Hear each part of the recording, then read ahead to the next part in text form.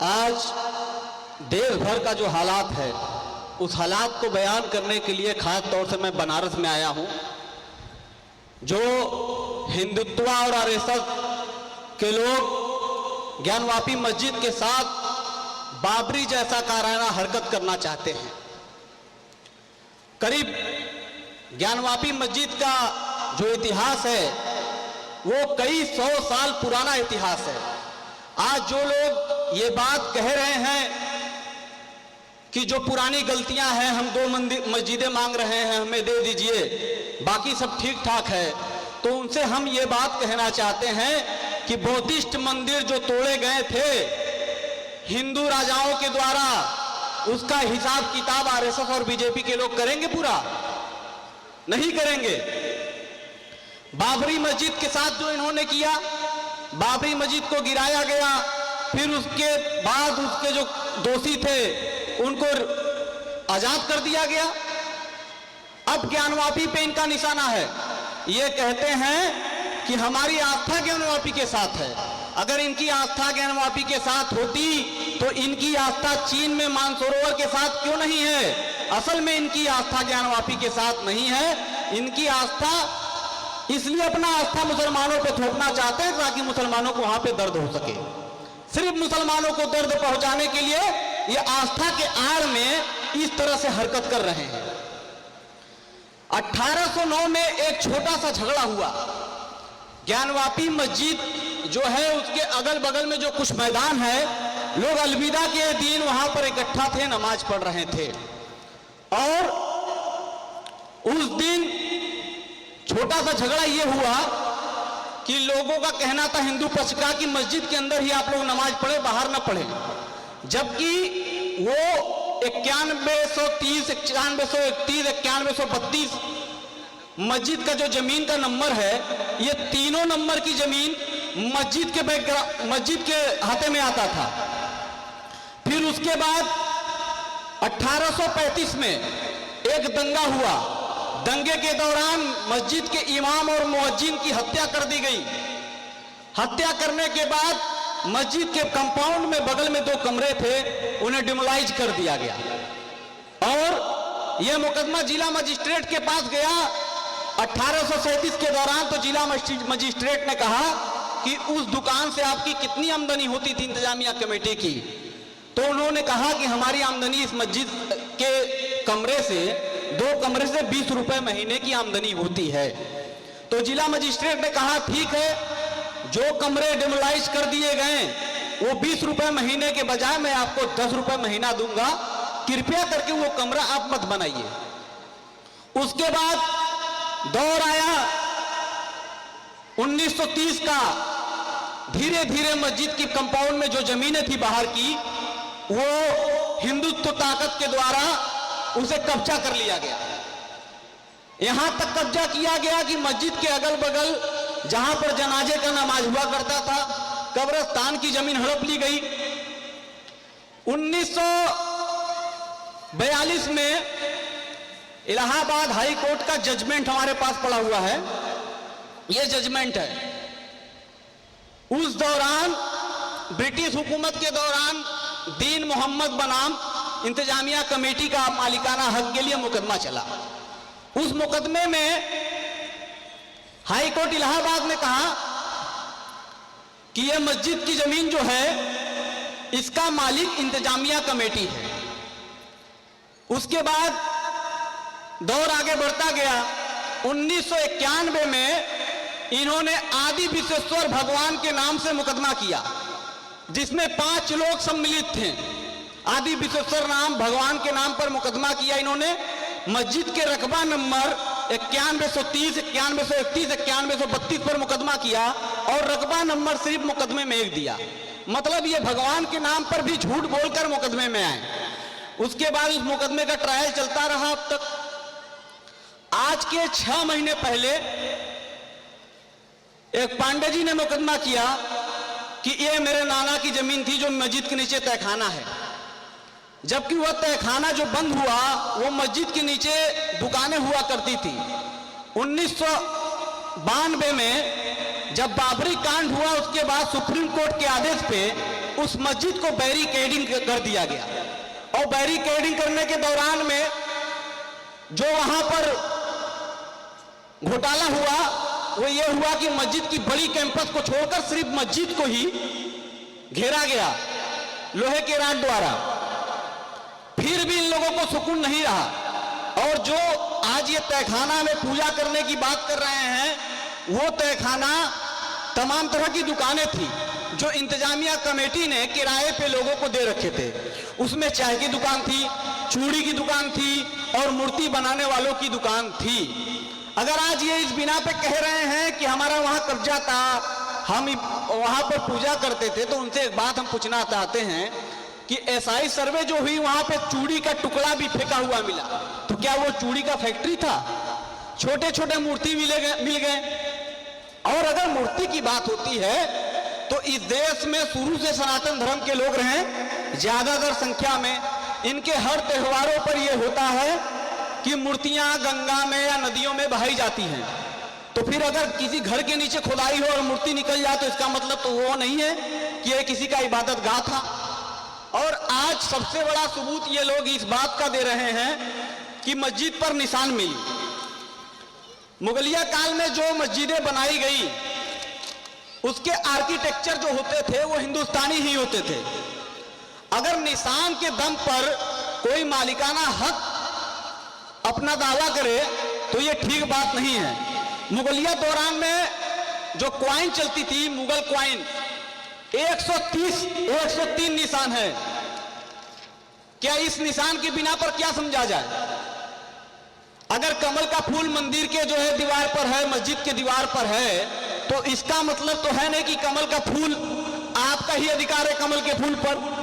इस तरह का झूठ और प्रोपगेंडा फैलाया जा रहा है। और सबसे बड़ी दुख और तकलीफ की बात यह है कि हमारे स्टेट का चीफ मिनिस्टर जो अदालत को कंट्रोल करने के लिए यह कहते हैं कि ज्ञानवापी को मस्जिद ना कहा जाए वरना विवाद खड़ा होगा। तो ज्ञानवापी को मस्जिद ना कहा जाए तो फिर क्या कहा जाए?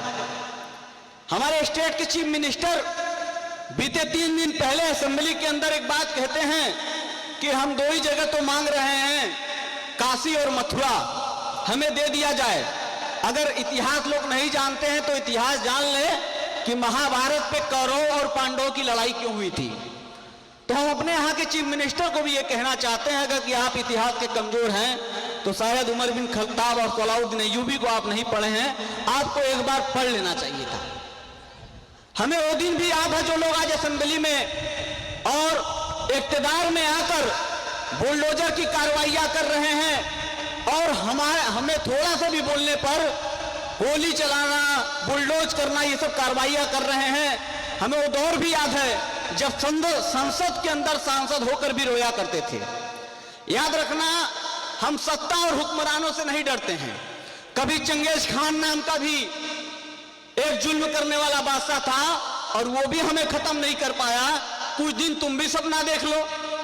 एक बात विश्व हिंदू परिषद और आरएसएस के लोगों को मैं कहना चाहता हूं, जिनके बाप दादाओं को 90 वर्ष लग गया हाफ पैंट से फुल पैंट पहनने में, उनकी औलादें 5 साल 10 साल की हुकूमत में हमें खत्म करने का सपना देख रहे हैं। मुगालते में मत रहिएगा। आपसे पहले भी कुछ लोग सपना देखें और सपना देखकर चले गए। आप भी सपना देख लीजिए। दिन में सपना देख रहे हैं, अच्छी बात है। आज हिंदी भाषा प्रदेश में जो कुछ भी मुसलमानों के साथ अत्याचार हो रहा है वो शायद आप उतना महसूस नहीं कर पा रहे होंगे, मगर मैं सॉलिडेरिटी यूथ मूवमेंट और केरला के लोगों को सलाम करना चाहता हूं कि जो बनारस में दुख दर्द झेल रहा है वहां का मुसलमान, आप लोग सड़क पर आकर एहतजाज कर रहे हैं, विरोध कर रहे हैं और जालिम हुक्मरान को यह बताना चाहते हैं कि मधुमक्खी के छत में ढेला मारने की कोशिश मत करो, वरना इस देश ने एक आंदोलन ऐसा भी देखा है जब हमारी कौम की माए बहनें सड़कें में पर बैठ गई थी सीएनआरसी के दौरान में और इन जालिम हुक्मरानों को दिन में तारे नजर आने लगे थे। तो ऐसी गलती करने की जरूरत न करें, वरना फिर से हम बैठने के लिए तैयार हैं और हम तुम्हारी लाठी और गोली और बंदूक जेल से डरने वाले लोग नहीं हैं।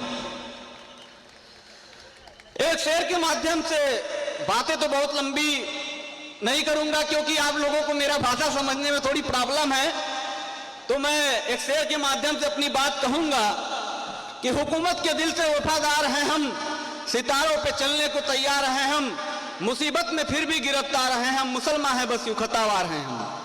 सजा मिल रही है दावत के पहले, समझते हैं बागी बगावत के पहले। मुसलमान चीन और जापान में हैं, यही कौम रूस और यूनान में हैं, यही लीबिया और सूडान में हैं। हर एक मुल्क में तो वफादार हैं हम, मगर हिंद में सिर्फ गद्दार हैं हम। हमें रोज धमकी भी दी जा रही है, घरों में तलाशी भी ली जा रही है, बिला वजह सख्ती भी की जा रही है, अदालत की हाथें रोकी जा रही हैं। जो मासूम थे आज मुजरिम बने हैं, जो बदफितना थे हाकिम बने हैं। कौमे दिन में हमको ये रहने न देंगे, हमें दर्द अपना ये कहने न देंगे। गम और रंज सहे तो सहने न देंगे, सितम है कि आंसू भी बहने न देंगे। जुबा बंदियां हैं, गोश्त बंदियां हैं, हमारे लिए सारी पाबंदियां हैं। अब उर्दू जुबा भी मिटानी पड़ेगी कि बच्चों को हिंदी पढ़ानी पड़ेगी।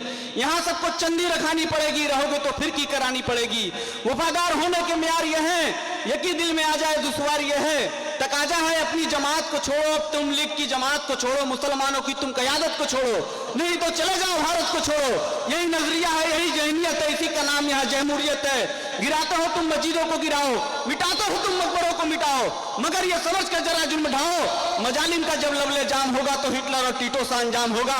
हमें मुल्क से है भगाने की ख्वाहिश, हमको जहर से है मिटाने की ख्वाहिश, तो सुन लो जिन्हें है मिटाने की ख्वाहिश, फिर हमको भी है सर कटाने की ख्वाहिश। बहेगा खून तो ये मजमून होगा, हिमालय से सूडान तक खून होगा। बिहार और यूपी में हम कुछ न बोले, किया तो कत्ल गाड़ी में हम कुछ न बोले, घरों में घुसाए तो हम कुछ न बोले। मजालिम अगर यूं ही रोते रहेंगे तो क्या अहले ईमान सोते रहेंगे।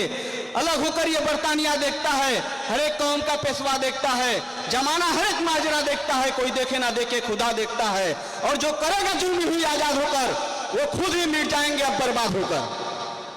दोस्तों, आज मुल्क के हालात इस पायदान पे खड़े हैं कि अगर माइनॉरिटी के लोग खामोश न रहें, असल में हम खामोश इसलिए हैं कि हमें देश के संविधान पर भरोसा है।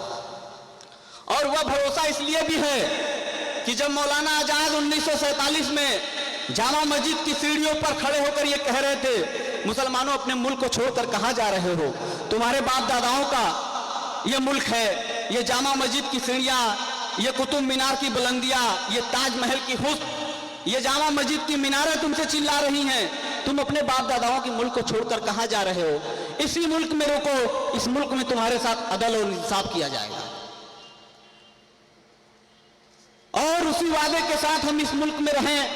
आज हम मुसलमानों को देखकर रामनवमी के नाम पर हिंदुत्व, आरएसएस, बजरंग दल के लोग नारे लगाते हैं, रैलियां निकालते हैं कि मुल्लों का एक ही स्थान कब्रिस्तान या पाकिस्तान। तो तुम लोग आरएसएस और बीजेपी विश्व हिंदू परिषद के लोग मुसलमानों का एक ही स्थान कब्रिस्तान या पाकिस्तान नहीं है। जिन्हें पाकिस्तान जाना था वो चले गए, हम बाई चॉइस इंडियन हैं, बाई चांस इंडियन नहीं है। और हमें वो दिन भी याद है जब हुकूमत के डर से आरएसएस, बजरंग दल, विश्व हिंदू परिषद वालों के दादा जो थे वो अंग्रेजों से माफीनामा लिखकर 60 रुपए महीने का पेंशन लेते थे। सावरकर का नाम सुना आप लोगों ने ना, 60 रुपए महीने पेंशन लेता था। और अगर बात है कि आप मुसलमानों को ये लोग दंगाई कहते हैं, आतंकवादी कहते हैं, तो हिंदुस्तान में आजाद भारत में सबसे पहला आतंकी घटना कोई था तो महात्मा गांधी को गोली मारा गया नाथूराम गोडसे के द्वारा। तो बताओ आतंकवादी कौन है जो महात्मा गांधी के सीने पे गोली मारा। और ये लोग कहते हैं कि हमारी आस्था है। अरे भाई साहब, जरा ये बताइए कि आस्था किसे कहते हैं। और संविधान की दुहाई देते हैं। हमारे प्रधानमंत्री जी विदेशों में जाते हैं तो वो संविधान की दुहाई देते हैं।